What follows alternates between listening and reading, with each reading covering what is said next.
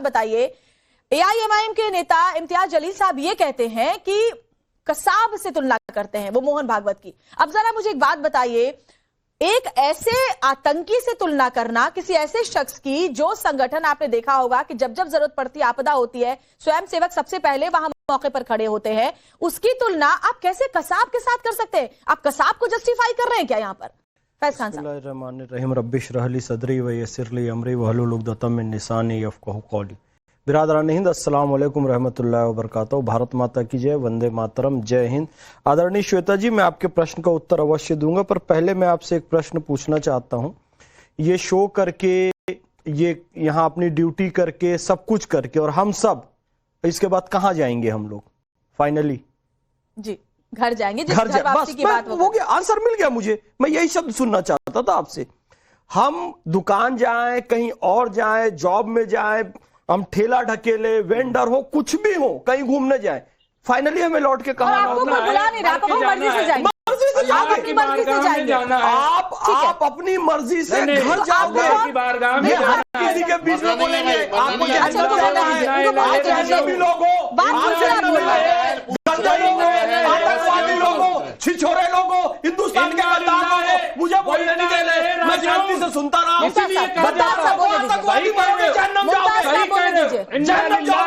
समझ गए?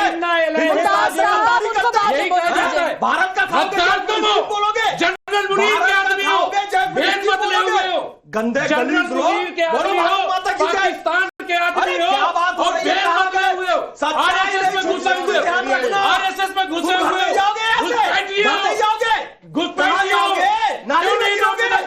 दारू के घर जाओगे, लफ्ज कहां से मिला? कहां से कहां से मिला? सच्चाई जिनके दिल में खान कहां से लगा? वो जो खान अरे खान कहां से मिला?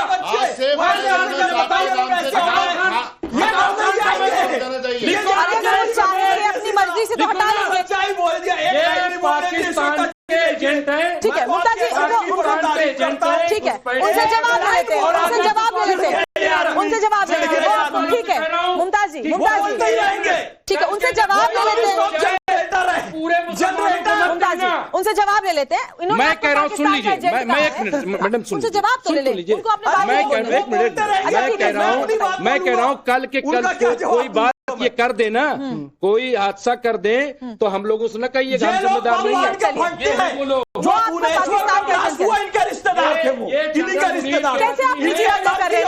नहीं मत कीजिए, नहीं अरे करती है, निजी हमला मत कीजिए, निजी हमला मत कीजिए, बोलने से थोड़ी होता है। नहीं फैज साहब, निजी हमला मत कीजिए। दो औरतें, ठीक है, अपने एक बेटा था, एक उसका बेटा था, एक भाई था, वो दोनों करेंगे।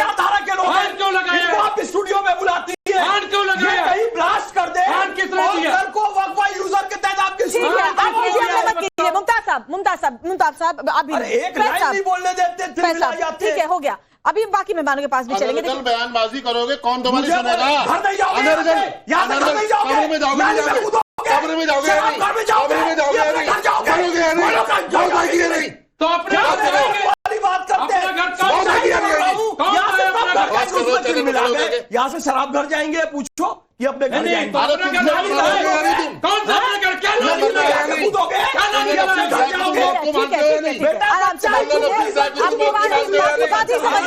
क्या खुल गई है? ठीक है मुमताज साहब, कुरान की आयत को मानते हैं, कुल्लू नफ्सिन ज़ाइक़तुल मौत को, यानी ये पूछ रहा हूँ आखिर में कहाँ हमारी डिबेट इस पर नहीं है सर, हमारी डिबेट इस पर नहीं है सर, हमारी डिबेट इस पर नहीं है। कब्र में जाओगे, सब आता है हमें। अब देखो, मैं कब्र में नहीं जाऊंगा, अब मेरे को दिखाओ भाई, ये मौलाना के सामने कह रहा हूँ, कब्र में नहीं जाऊंगा। ठीक है भाई, टाइम्स नाउ भारत ऐलान कर दिया उन्होंने, कब्र में नहीं जाएंगे, घोषणा करता है। सुन भी लो, मैं भी बोल रहा हूँ, मोहम्मद फैज खान घोषणा करता है, मेरी मृत्यु होती है तो मुझे मेडिकल कॉलेज में दान किया जाए। ठीक है, हो गया। अब हमारी डिबेट इस पर नहीं है सर, हमारी मुमताज जी अजहरी साहब, फिर मैं आप तीनों का ऑडियो बंद करवा दूंगी क्योंकि हमारी डिबेट इस पर नहीं है। सवाल कर लेना, वहाँ ठीक है, निजी हमले मत कीजिए मुमताज जी, फैज जी, निजी हमले मत कीजिए, निजी हमले मत कीजिए। और पक्का मुसलमान हूँ, ये भी कह रहा हूँ, ठीक है ना? आप में हाँ, मैं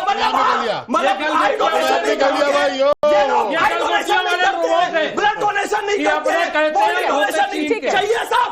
अरे ब्लड क्यों गलगोटिया चाहिए, वाले ब्लड लोग डोनेशन हैं। करो, ठीक ये है, बॉडी मुसलमान डोनेशन भी क्यों हो, नहीं करते? मानते भी नहीं। अच्छा ठीक है, ये आतंकी सोच के लोग आई डोनेशन नहीं करेंगे, नकली ब्लड आदमी। डोनेशन नहीं करेंगे। ठीक है। मैं कह रहा हूँ बॉडी डोनेशन करूंगा तो हंस रहे हैं। अरविंद अरे जी, तुम जान रहे हो ठीक है, क्या? अरविंद जी, अरविंद जी, तीनों का ऑडियो बंद कर दीजिए प्लीज पीसीआर थोड़ी देर के लिए, इन तीनों का ऑडियो बंद कीजिए। अरविंद सिंह जी, आदमी हो, तलबे चाटने वाले अरविंद हो। सिंह जी, तलवे तलवे चाटने वाले, यहाँ से तलवे सब चाटने लोग जाएंगे आप सीधा। लोग अरे इनको चुप तो कराइए। प्लीज शांत हो जाए, प्लीज शांत हो यहाँ से अपने जाए। घर ठीक है, में फैज साहब मैं समझ गई, आप भी थोड़ा सा संयम रखें। अरविंद सिंह जी, मुझे एक बात बताइए, जब भी कोई इंटरनल मामला होता है, जैसे आपने सुना कि कहा आरएसएस पर सीधे कौसर आजाद साहब ने कहा कि आरएसएस दुनिया में कहीं नहीं है।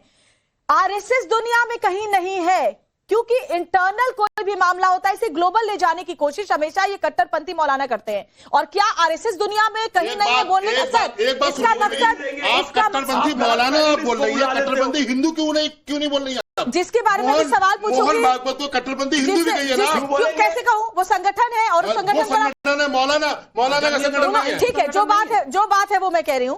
उन्होंने ये कहा कि आरएसएस दुनिया में कहीं नहीं है। अरविंद साहब, क्या आपको लगता है कि जानबूझकर इस तरह का एक नैरेटिव ग्लोबली ले जाने की कोशिश की जाती है? मामला कोई भी हो सीधे उसको दुनिया से जोड़ा जाता है और दुनिया में आरएसएस कहीं नहीं है। क्या वाकई ये सिर्फ आरएसएस के लिए कहा गया है या इशारा किसी और तरफ है?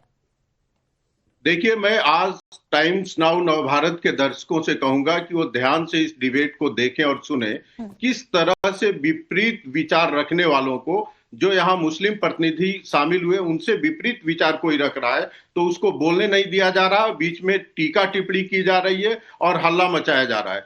ये बौद्धिक कट्टरपंथ। आप देखिए स्टूडियो में जो व्यक्ति स्टूडियो में नहीं बीच में बोल रहे हैं, देखिए मेरे को अपनी बात भी नहीं रखने दी जा रही है और विपरीत विचार रखने वाले को बोलकर, चूंकि आप स्टूडियो में हैं और मैं घर से डिबेट कर रहा हूं, इसलिए आप बार-बार मैंने हाथ जोड़ के रिक्वेस्ट किया बीच में मत बोलिए। क्या इस्लाम ये सिखाता है कि किसी साथी प्रवक्ता को अपनी बात रखने मत दीजिए?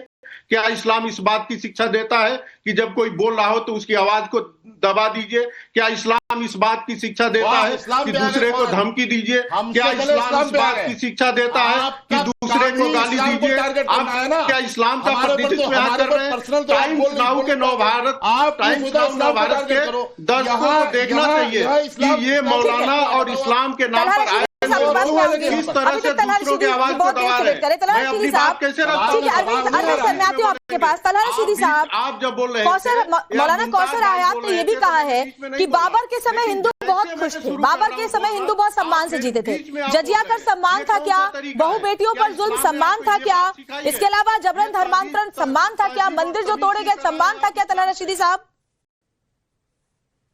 श्वेता जी, बहुत शुक्रिया, आपने बड़ी देर बाद मौका दिया। कम से कम सबसे बड़ा सवाल ये है कि बाबर के समय में क्या था क्या नहीं था, ना हम थे ना आप थे।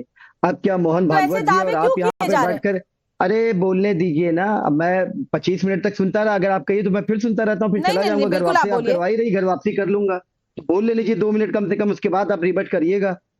मैं ये कह रहा हूँ कि जो बाबर, अकबर, बिरबल, मुगलों से जो यहाँ पे ऑब्सेस लोग हैं, आपने एक सवाल किया तो क्या मुगलों का बदला आप हमसे ले रहे हैं? मोहन भागवत जी 20 करोड़, अरे बोल ले रहे दीजिए, फिर आप पूछिएगा ना, बोल लेने दीजिए। बात तो पूरी, जुमला पूरा नहीं हो रहा है, 10 सेकंड की बात पूरी नहीं हो रही, और ये असहिष्णुता, ये इंटॉलरेंस नहीं है तो क्या है? मैं आपसे कह रहा हूं कि मोहन भागवत जी 20 करोड़ मुसलमानों को, भारत के, जो भारत के नागरिक हैं और हमारे मेरे अपने दादा और नाना ने देश को आजाद कराने में कुर्बानी दी थी, फ्रीडम फाइटर थे, उनको वो खुलेआम धमकी दे रहे हैं। वो कट्टरपंथी नहीं है। अरशद मदनी साहब जवाब दे रहे हैं, वो कट्टरपंथी है। आपने 20 बार स्वीपिंग जनरलाइजेशन कर दिया, कट्टरपंथी मौलाना, कट्टरपंथी मौलाना। ये शर्मनाक नहीं है? मोहन भागवत जी को देश के